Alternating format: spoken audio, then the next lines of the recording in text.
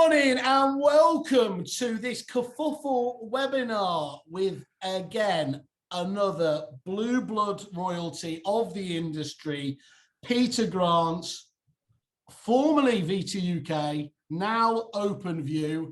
Welcome, sir, to the show. How are you? Thank you, Simon. That's very flattering. I'm absolutely fine, thank you. It's all right. Well, I'm not going to do the Watkins thing. It's not going to be a Watkins. It's not going to be a Whale versus your good self. I have a much more collaborative approach where I like us to just talk about it. But obviously, we faced against each other across the courtyard, as it were, at the events for many moons. I think it's fair to say VTUK has been a household name for many agents, obviously, both on the sales and letting side for many moons now. And obviously, we're really excited you've come on board the Kerfuffle bandwagon, if that is there.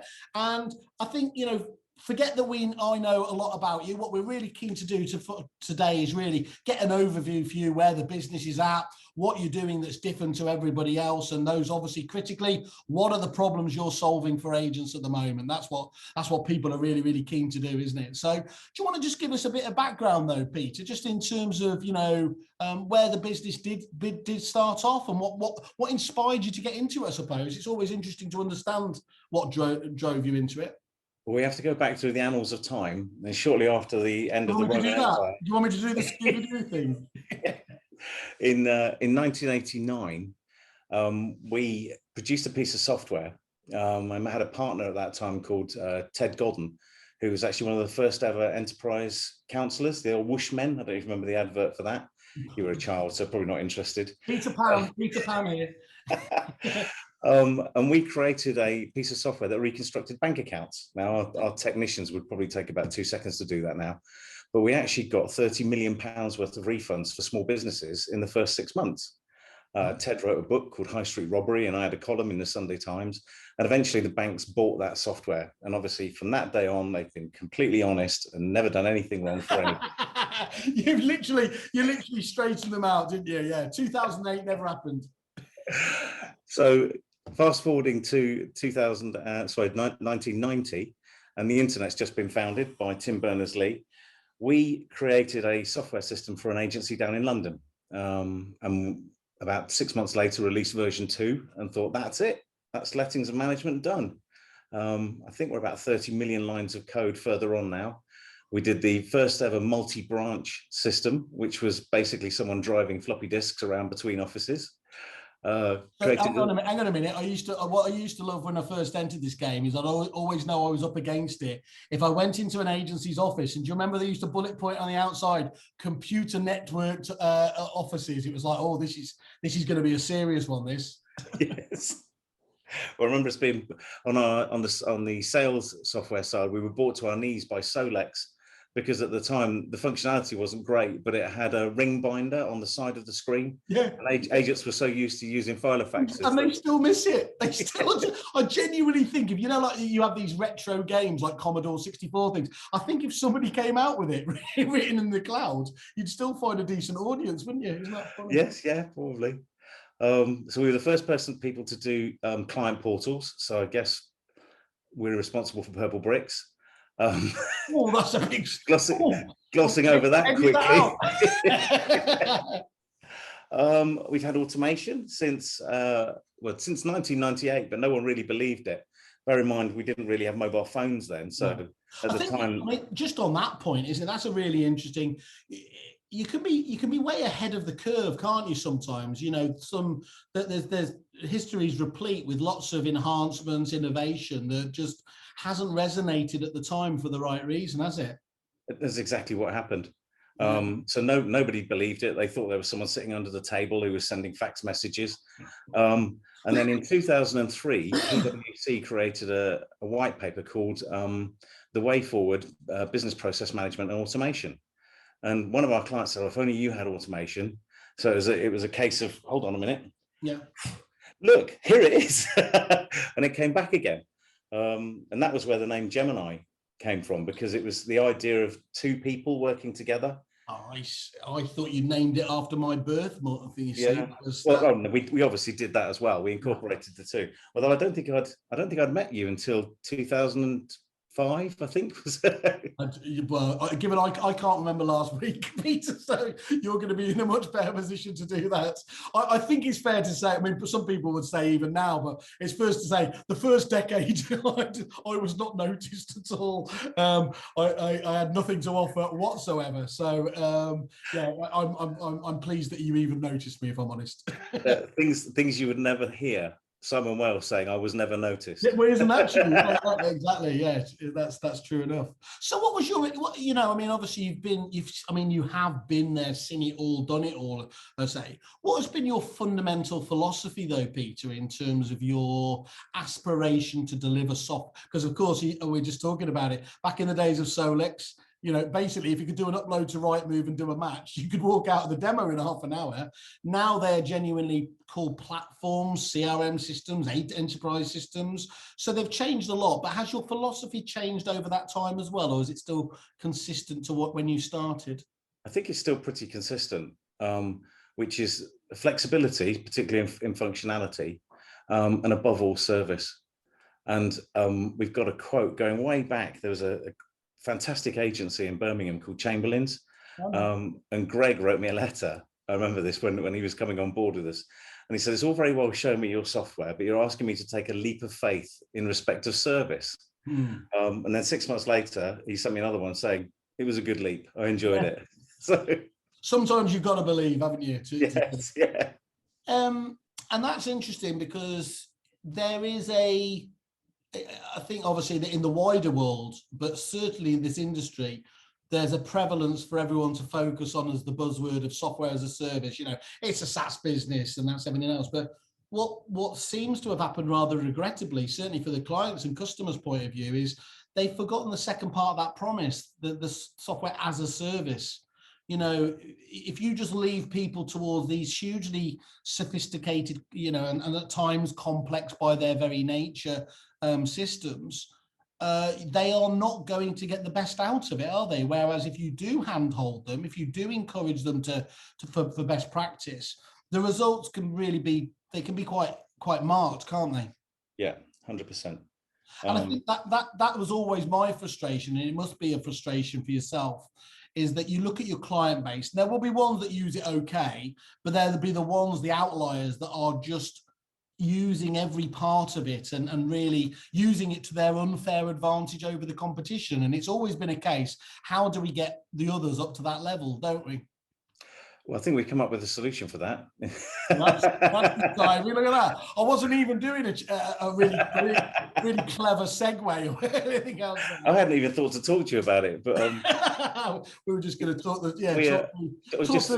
Talk through people on our lists that we didn't like over the years. But anyway, so let's talk about that then, because this is a massive thing. Look, VTUK, massively. You've been here for years. Sales and letting software. You've got over 3,000 users, so it's a really, you know, it's a really solid base and everything else. But you've not sat on your laurels at all, have you, over the best part of those 3 decades you've been in business yourself?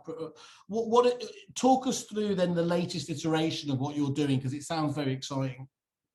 So we were very comfortable with Gemini and Aquarius as a company, but unfortunately our clients weren't. so like all good software companies, we listened to them, and we did what we were told. Basically, we did have to wait for the right infrastructure. We wanted to wait specifically for some new technology that was coming out. And also, I spent a bit frightened to ask this, but if you had the opportunity, Simon, to go back over your life, and let's be honest, my life in this industry has been 32 years, with all that you know, what would you do differently? Well, yeah, that's always that's the $1 million question, isn't it? Literally, in terms of, you know, what bits would you do that? Well, I think, you know, again, simplify the pitch is something I've always realised that I've been susceptible to. Is that fear, because systems like ours or yours, Peter, do so much, there's a kind of urge, nervousness that you might miss something out at a demo, don't you? So you can fall into that throwing too much mud at the wall approach, and yeah, literally hoping that it sits, rather than just finding out the major issues and sticking with those. Well, for 28 years, what we did was tweaked. Yeah. We tweaked and tweaked and tweaked.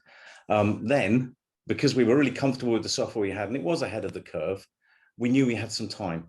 So I had that opportunity, the opportunity to say, what do I need to do? And we scrapped everything, started with a completely clean sheet, and we've ended up with Openview. So what I'd like to do is hand over to the office, to Amy, and she will explain why we've evolved into Openview. Cool. So now you're relying on my technical skills now to get us there, aren't you? Okay, let's see what we can do here. Okay, here we go. What are you doing there, Simon?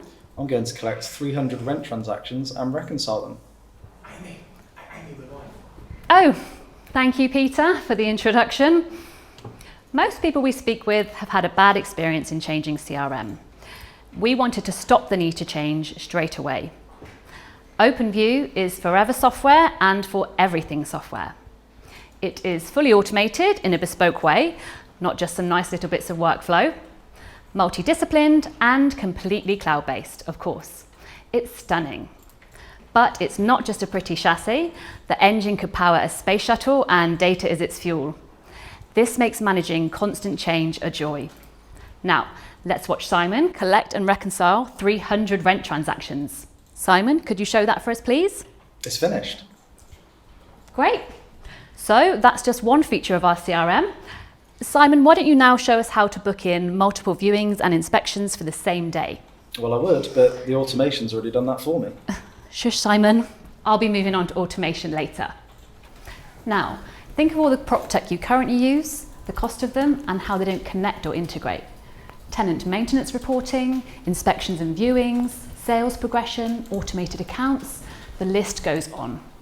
Openview has a module for each one, and it's connected directly to the CRM. For example, Openview Let Zone handles all of the pre-tenancy, including referencing and e-signing the agreements.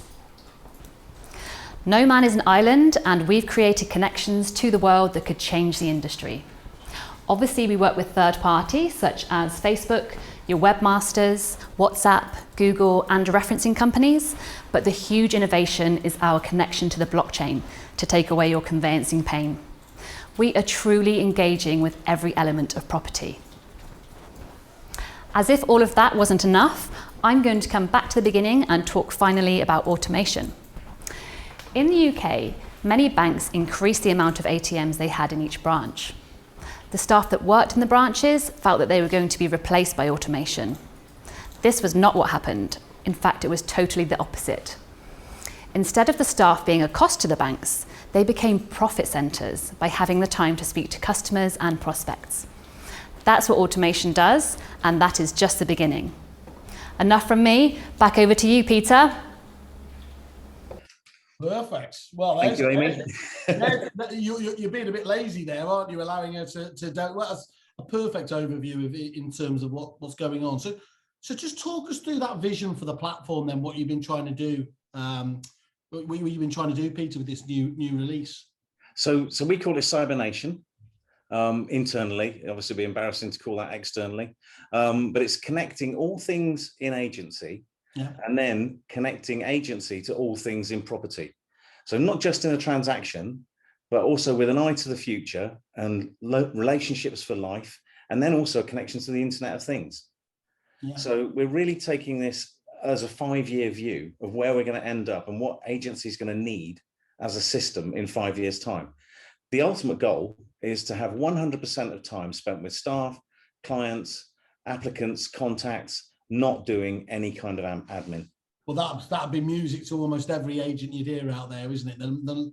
Absolutely, the less time you can have your staff on admin tasks, and that's the definition of technology, isn't it? Really, Peter. That's what at its absolute core, wherever it is. If you can save time on that, it simply doesn't make sense to have a human being doing something that a computer can do quicker and typically more accurate and much cheaper. Yeah, Oxford University did a study that said that estate agency was in the top 10 professions that would be replaced by automation. Now, I'm not saying that Oxford University is wrong, but I don't think replaced was the right word. I just think that the model is changing. We're always going to need agents. But That final, but that's the final. You know, owning the appraisal is the critical element there, isn't it? Getting across your personality of the business is the key to be doing that, and you can't be doing that if your head's down in paperwork. exactly. Yeah. So you drop that in there for me because I would be impossible not to jump all over it. It was a whale clickbait. Talk us through the blockchain element there. Okay. So this is our API. The API is security first. We didn't want to go down the route of open API or universal API. We're really big believers in connecting the right things to the right people, which is also why Amy did that piece, not me. So what we're going to do is connect data to customers' websites, third-party applications, to make both theirs and their customers' journeys seamless. Mm-hmm. So that's the API. Obviously, that also connects us to the blockchain with our partners, Coadjute. Now, this is streamlining conveyancing.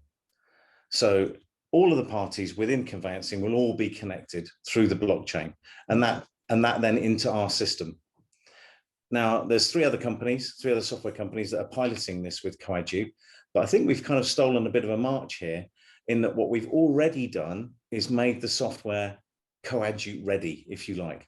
So we've got all of the pre-marketing appraisal information there. We can instruct the conveyancer at time of instruction to the agent. Everything's created. So as soon as the offer is done, it's one button, off it goes. Now, in the trial that we've done, we've reduced the conveyancing period from between 3 and 4 months. We'll go at the moment, it's probably 6 and 8 months. I don't know. Conveyancers seem to be falling apart a little bit, down to 30 days. Now, originally in conversation with Coadjute, they said, well, that's not going to be good enough. It needs to be shorter. But we did some research, and actually very few transactions and chains fall apart within the first 30-day period. Even the first-time buyer, who's the most vulnerable part at the beginning of the chain, Mary probably hasn't fallen out with Bobby in 30 days. So if we can get it down to 30 days, we think we'll only lose about 2% of business. Now, that's effectively then 28% of profit, pure profit, onto the bottom line at the end of the year, just from that one function. That's really interesting. And it's one of those classic ones, isn't it, actually, where it's genuinely delivering on the promise rather than just a buzzword. People have heard, blockchain, and I think lots of people are aware of it, but they're finding it more difficult to understand what the relevance will be to them in a short period of time. And what you're telling us very clearly is that actually it's going to be sooner than you think. Yes. Yeah. I think probably both of us, in yours and your days back with Reapit as well, we're thinking about this is the kind of solution we'd like to have. The difficulty was dragging in the law society and land registry and everything else. But we've had some massive changes. The UPRN number, for example, in the last year and a half, has made a huge difference. For people who might not know that, so that's the unique property reference number, isn't it? That's going. That's right. So every property now in the country has its own unique property number, almost like a car registration. You can actually go online and get your own one. Now that's useful, obviously, with something like conveyancing. But when we then take that forward as well into lettings and management, imagine if everything in that property was linked to the UPRN. So the tenancy deposit was linked to the UPRN. The gas meter was linked to the UPRN. The HMRC references were linked to the UPRN. It would be very easy to start finding bad traits. So if there's a landlord who's, for example, registered a tenancy deposit, we know there's a gas meter in the property, but they haven't registered a gas safety certificate with that UPRN, it pings up straight away. And what we know again from applying AI to this is that if you have a landlord who is breaking the law in one area, he's unlikely to be just an exception. He's probably going to do it in other parts of that as well. And so it makes it very easy and transparent for us to see bad landlords. Agents get a lot of flack from this, and yet what we know is that agent managed properties are the best that you can probably have. So this will help us to drive those landlords into the agent's arms effectively to do a decent and right job for consumers. So all of this stuff, whether it's making property transactions quicker or improving the transparency of lettings is going to not just be industry news, this is going to be national news. And it's just the start of what we can actually do with that. What do you, I mean, putting timescales on anything when it's obviously, when your future gazing is difficult, but what do you think the transformation time is going to be for the industry to start adopting this kind of technology best practice? I actually think that we've got a kind of snowball off the mountain type situation here, where when it's believed that it's not possible, it's not going to happen. My favorite story on this, Roger Bannister, when he broke the 4-minute mile, 6 people in that year tried to do it before him and failed. 7 people did it after he did, of which 5 of them actually achieved it. So as soon as you can see that something's possible, it starts to happen. Now I broke that when Wetherspoons reopened, to be honest. Well, we're pushing this snowball off the mountain probably in the next 6 weeks. Okay. Now I wouldn't be surprised if by Christmas there's huge innovation starting to be brought into the industry. Do you think we're in a bit of a, I don't know whether I keep fooling myself as I've massively done over the years, but do you think we're in a bit of a golden age for innovation, especially in property? Because it seems to me that there's a lot of things happening by design and maybe by trend as well. That means that for agents' point of view, they should be particularly excited about, you know, where they've been, I think it's fair to say, frustrated previously. They're going to be pleasantly delighted over the coming months and years. They should be. If I said to you, I've decided, Simon, I'm going to lose 3 stone. I'm going to get myself down the gym and I'm going to change my life completely. I'm going to stop drinking. I'm going to eat healthily. It's going to be amazing. You would say, well done, Pete. Love that. Change is great. The minute I come into a business and say, right, we're going to change everything, it's the complete opposite. Everyone has an absolute Egyptian fit, and it's a nightmare scenario, and everybody starts to worry. I think we just need to try and embrace what's going to happen over the next 2 years. This period that we're in, call it the new normal or whatever, isn't where we're going to end up. No. And change is going to happen quite quickly, and the environmental impact of legislation changes is going to be huge as well over the next 2 years. And we've just got to be at the front of it and ride it, and it's going to be absolutely fantastic.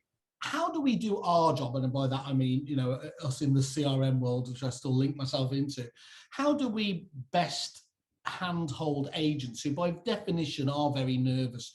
I've always, you'll know it yourself, because on the one hand, agents understand that CRM is without doubt probably the most important investment and partner you can have in a business, certainly from a technical point of view. But they've heard so many horror stories. They know that it will need time and energy to get things right. How do we encourage them that, you know, just because they've done it that way previously, that they need to change for the future? Is there things we can do, or is it just piling on the ROI stats and really making them realize that the opportunity cost of not moving is the more dangerous option?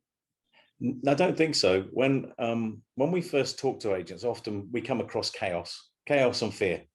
You know, there's been lots of different pieces of prop tech have been thrown into a situation. There's legacy systems. Everybody is doing multiple jobs, so they're re-entering data and things like that. And there's all sorts of confusion as to what's actually going on. So the first thing for us is to just straighten out that. So let's straighten out the confusion. In actual fact, we would always recommend people to use the Kerfuffle supplier analysis document, because that's a big start. Always said you're a man of culture and distinction. The other way of looking at it, of course, is always, we like it when you do our job for us. Well, yeah. But it's absolutely crucial. Then we come back to our 3 principles, which is manage, engage, and automate. So first of all, let's manage all of the issues within the business, and we do a full business consultancy that generates what those problems are and how they need to be managed. And put some context on that, Peter. So what does that actually look like? I know we're in a kind of more remote world at the moment, but what would that mean? Would that mean a Zoom session, or where you can go to the offices and spending a couple of hours with somebody? Is that over multiple periods? Is it a one-off? I know some of this is I know some of this depends on the complexity of the project, but give us an idea of what a vanilla agent would look like if there is such a thing. Okay, the first thing is the initial contact, obviously, with somebody, and we need to find out what that pain point is, why someone's actually reached out to us. Then from there, what we do is create a business analysis document which covers 4 areas of their business, which is business continuity. First of all, that's the most important thing, because we want to stop the tsunami that's going to stop this business existing tomorrow. Yeah. That will typically be looking at staff, data, compliance, fraud potential within the business, and we analyze all of that. Then the next thing is communications.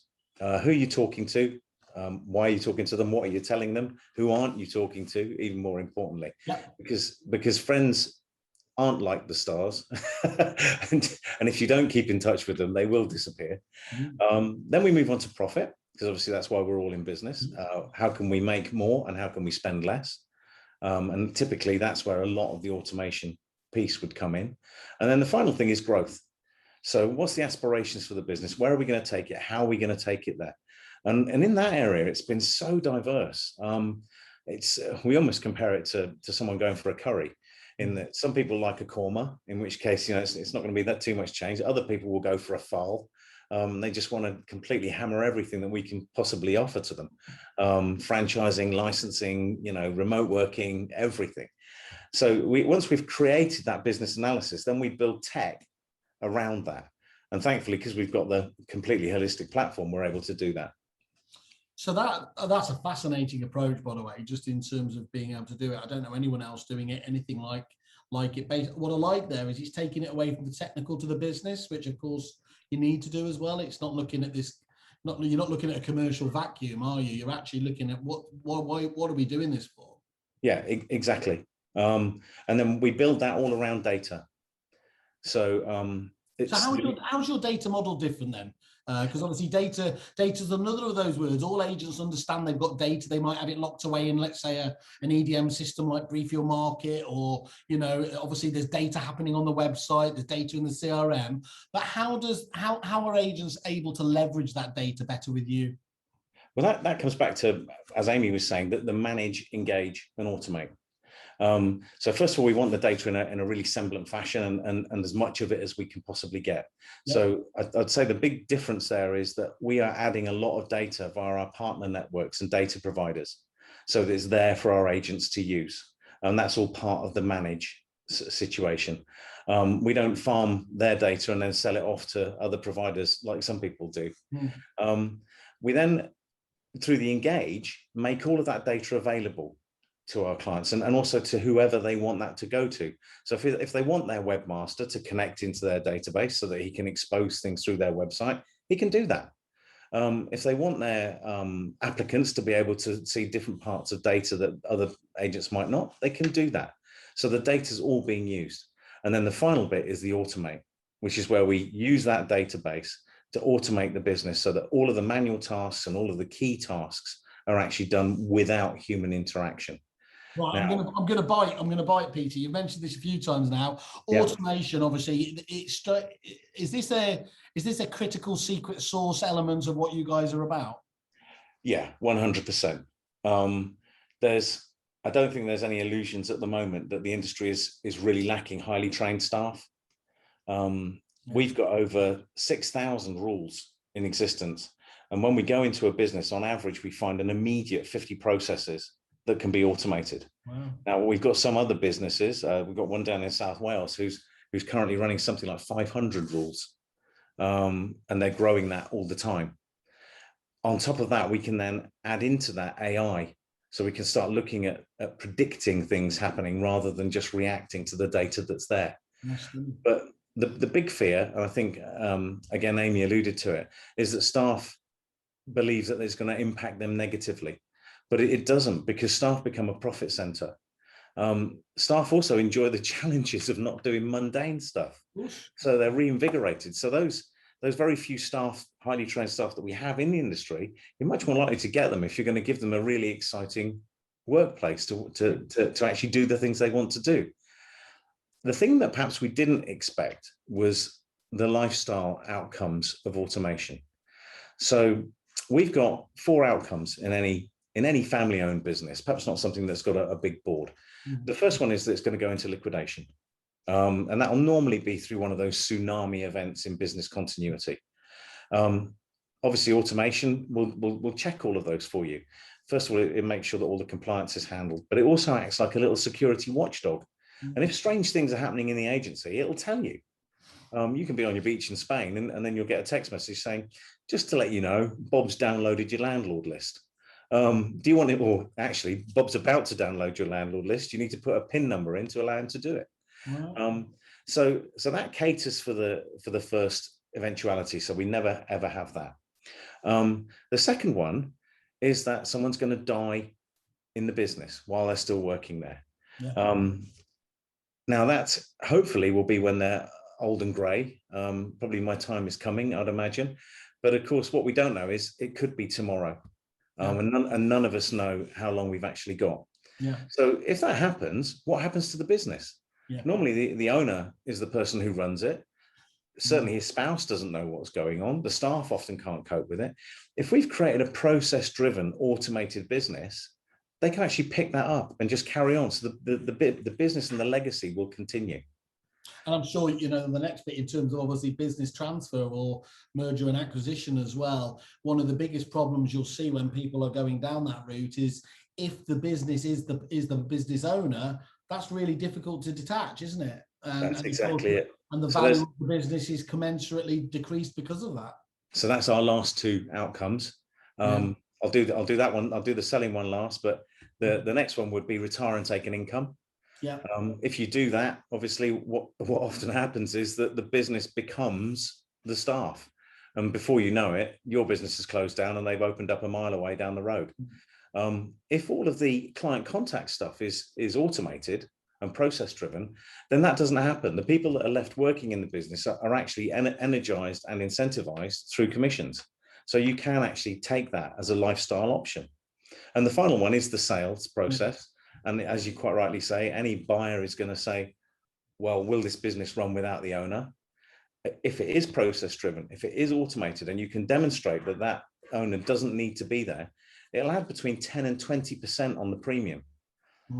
Most agents, when we say, you know, how much is your business worth, we'll say £1 million. So we're talking 200,000. Yeah. And not only that, but because you're now implementing some advanced technology, normally in an environment that hasn't been done before, because your agency will be different to other people, you can claim an R&D grant as well, which will actually more than pay for the cost of the automation. But what we're dealing with here, Peter, is that this is as far from boring yet important, just CRM software as it can be, isn't it? You're genuinely supporting them from a consultative point of view. Exactly. And that's what we've had to do, because we aren't some massive conglomerate that can, you know, just do whatever they want with marketing and so forth. In fact, our marketing is very limited. Most people will never have heard of us, which is why we're able to change our name now to Openview, because when our clients phone up, they say, is that Gemini? Because we never spent money on marketing. We spent it all on product and service. You need to look behind you, Peter, because you've missed a bit. Oh no! Turn the lights out. Never mind. It'll be changed next time. You're forgiven for that anyway. Of course, it's so yeah. Okay, that is and that is that. Do you think that's down to as well, because you are one of the few independent software houses out there as well, isn't it? And it's unlikely that that's going to change too much, isn't it? Because most of these systems now have developed, well, as you said, you know, you've been in the business 3 decades, and there's so much functionality in those, isn't there? That to create a new, I don't even know where you'd start without having a client base to keep you going in those early years to get up to a point. It's very difficult, isn't it, to see that happening? Yeah, exactly. And it's always been about the same thing. It's always been service. You're quite right. We are up against some giants in this industry. I mean, absolute behemoths. But for agents, it will always be a choice. Do they want to go to stay at Travel Lodge? Do they want to go and stay at Premier Inn? And I'm not saying there's anything wrong with that. Or do they want to stay at the little boutique hotel that does the breakfast that they want to have, that sprays lavender on the pillows? And that's us. You know, our average client tenure is 11 years. Is that right? So even though we've got brand new prop tech, we're cool and slick, we don't ever forget that some of our clients have actually been with us for more than 30 years. That means we've got second and third generation agents from the same business who are working with us, and we feel they're family. And if family phone you up and ask for help, you don't give them a ticket. No, and that ticket thing is creating an issue out there in the marketplace, isn't it? It's because you know, you depersonalize a lot of these businesses so much, and look, it's fine if you deliver the service off the back of that, but if you depersonalize it and the perception is that the level of service has dropped as well, that's quite a difficult place to operate in, isn't it? Yes, exactly. Yeah. Okay, so automation again, sounds absolutely fun. And what is fascinating though, again, Peter, is, you know, naming no names, but there's some massive companies out there in this space, the CRM space, that really haven't stepped up to the mark with automation at all. You know, I can think, you know, when going into some pitches, if I could think of a couple of them, and you wonder what they were actually doing with a computer system with it, to be honest, because if you weren't taking advantage of what they were technology was ultimately created for, then you know, how are you helping out the agents? Exactly. And the thing is, once you've worked in automation for whatever it is, 12 years that we have now, all of a sudden levels of automation that most people would perceive would be okay, we're now moving on from. So we've started programming voice receptionists and things. So using Alexa mainly at the moment. Mm-hmm. So someone can come into the agency and say, "Hi Alexa, what properties have you got?" Or even a property manager can go in and say, "Hi Alexa, print out all of the overdue rent letters." Mm-hmm. And those will be done. We've linked it to a little robot called Pepper, who's ever so cute. When someone comes into the agency, Pepper can come up and starts asking questions about, you know, what kind of properties would you like, and so forth. What she's also got is facial recognition. I say she, could be a he, I don't know. And if she sees that you're starting to frown, she comes up with these great big googly eyes and said, "Oh, I'm sorry, I've asked you too many questions. How can I help?" I'm sorry, are you doing, is that in the labs, or is that actually out there? We've actually programmed that. We were going to take it to one of the shows last year, but obviously they were cancelled, unfortunately. But little Pepper would have been running around. Now we've spoken to our clients about that, and they're saying, "Don't be ridiculous. You know, it's a good fad, but it's not something that we would have." Mm-hmm. But then I think a lot of agents said that about client portals when we released them as well. And certainly now a lot of agents might be thinking about automation, and that's starting to change. Yeah. So we're well ahead of that curve. We've even looked at some systems from the States which actually do viewings. So the little robot waits for you at the door of the house, lets you in, and then takes you around the house. It can go upstairs before you are. It's not a Dalek. And it knows everything about that property. So in actual fact, Viewber would now just become dropping off a robot at the door of a house. You're going to get picket lines soon. Trying to get to Pepper, you want to be careful. Yes. I think the fact that you're putting the time and energy into it, when this stuff hits the wider world, that changes perceptions anyway, doesn't it? And then it stops being something that's a fad or something like that, and it starts to, once it moves from into an expectation level for the public, it's better to be at least talking to a company that knows where it's going with this stuff, isn't it, than scratching your head at that moment and saying, "Well, how do we catch up?" Because that's never the best place to be, is it? Yeah, exactly. So another example of some of the work we've done, we started with boilers, because boilers are obviously there. No one gets upset about boilers. And we've plugged in types of houses, the occupation levels, and the type of boiler. And we can now predict with 98% certainty, 2 weeks before a boiler fails, that it's going to fail, and also what will fail on it. Now that's exciting and fun, but when we start applying that to humans, and the tenant stops paying their rent, if we can pull in their social media, we can pull in their data, their previous experience information, we should be able to predict with a lot of accuracy whether or not you should say to that tenant, yeah, time for you to go, or actually we're gonna work with you because you're the sort of person who's going to catch up on your rent and you're going to carry on paying. Extrapolate that forward, and instead of a reference now, we can actually identify a tenant as to whether or not they're going to be a good tenant or not. So, and again, we're talking 2-3 years here, Simon. And you're giving them information from that data, aren't you? That's actually actionable. What do you think another benefit there, Peter, in terms of that that nimbleness and that the independence you've got?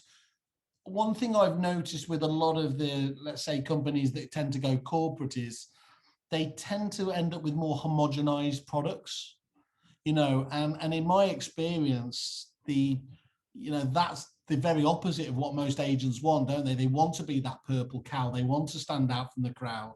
Yeah. So do you think that's a definite niche for you to be able to, you know, to be able to offer that level of customization that probably, I don't think it's that they can't do it. They just don't want to do it because they perceive it as being too much of a, to use the phrase, ball ache. Yes, no, and absolutely. 9 out of 10 people that look at the Openview system now buy it. So I think from that, what we can gather is we're on the right route. We've got but what we don't do is then sit back and say, yeah, that's it. There's the product. And if someone says, I think it would be really good to have this, we don't say, oh, sorry, it doesn't fall into our roadmap. We've actually sent crates of champagne out to agencies before where they've really, really put some effort in and come back to us with a plan of saying, you know, this is what we really want, and it's going to drive that product forward and it's going to make it amazing. If we did a walk around the office, all of our development team are here.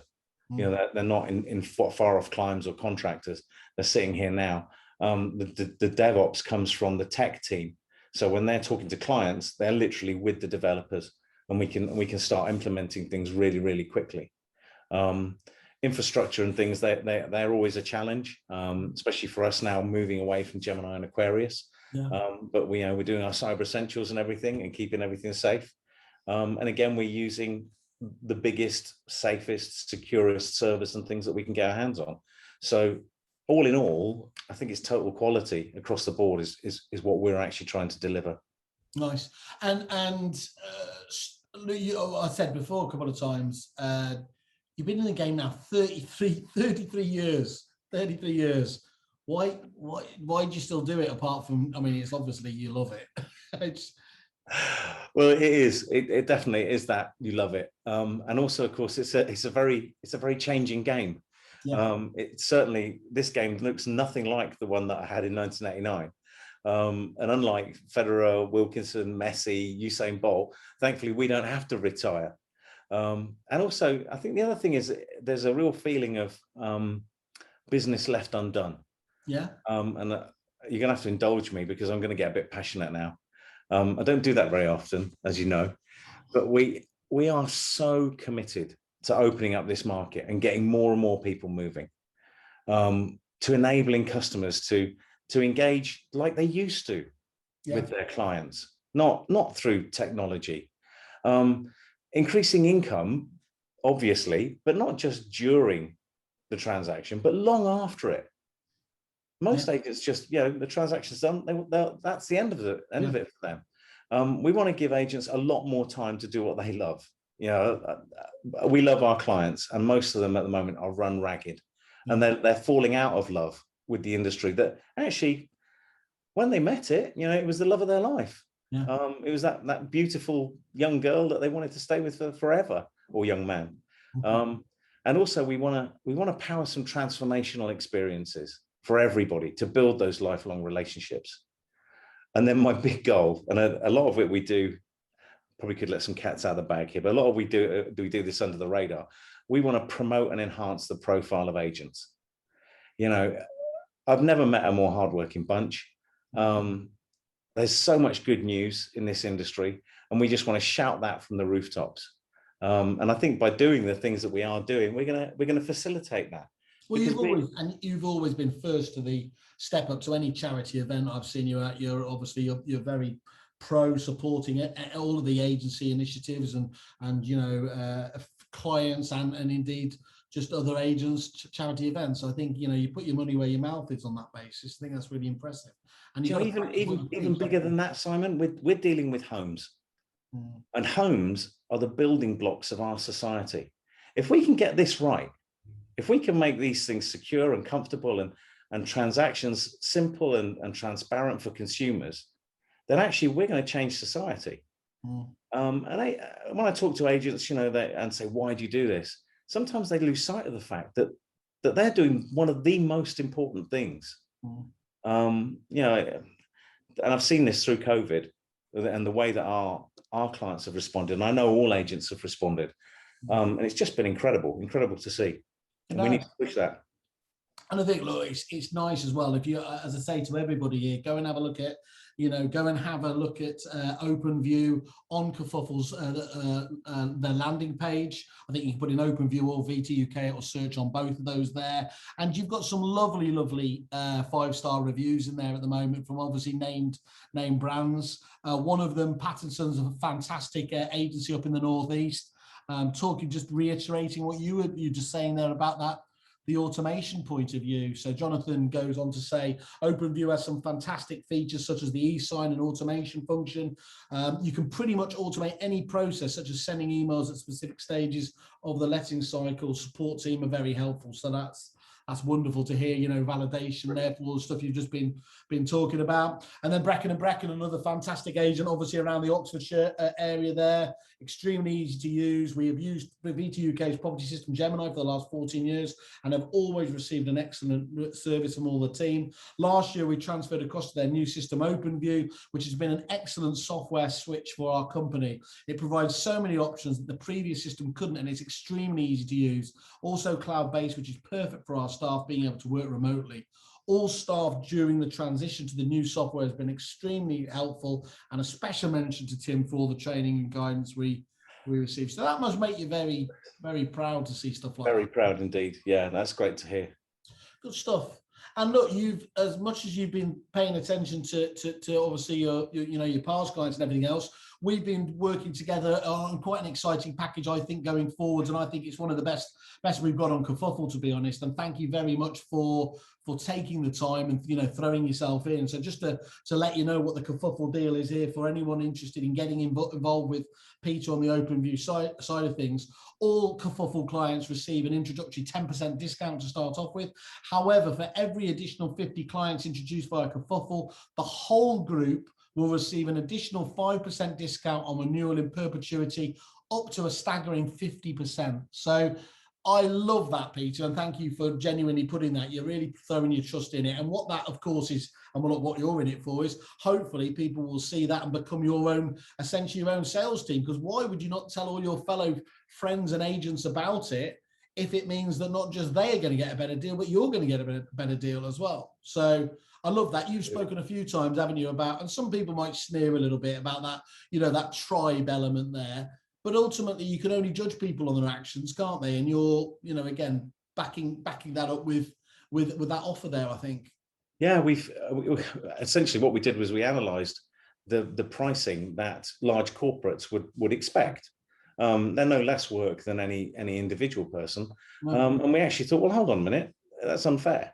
So why don't we reflect that in a growing tribe and the things that we can actually amortize across that client base, and we'll reflect it in price reductions.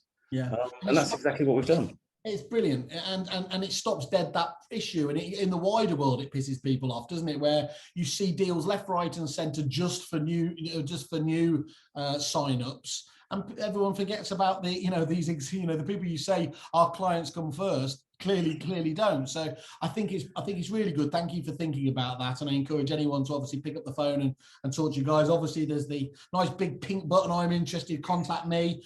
Or if you've got them in, remember, you can sign up absolutely free of charge on the website and create your own dashboard. And the dashboard's there for a couple of reasons. First of all, you can manage your own suppliers in there. That's all free of charge. But secondly, you can add in prospective businesses that you want to keep an eye on. So if hopefully you've heard enough from Peter today that Openview sounds like something there, pop it in your wish list.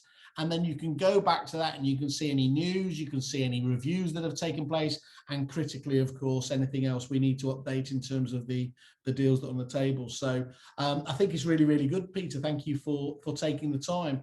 We're going to spend a lot of time over the coming weeks and months, obviously getting, today was just about an overview. I warned you it wasn't going to be an half hour call, so we may have to break this into 2 separate ones so that people can do it. But I think, is there anything you want to get across to us, Peter, at the moment before we sign off? I just think the only thing that's a little bit unbelievable about all this is that someone like me could possibly have been running a software company for 32 years, Simon. And, you know, we need good.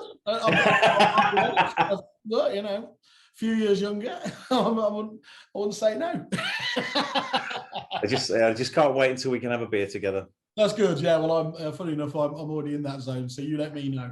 Okay, Peter, let's leave it there then. Thank you very much for the overview stuff, and let's catch up over the coming weeks and months and dig into a bit more detail, just what Openview can do for you.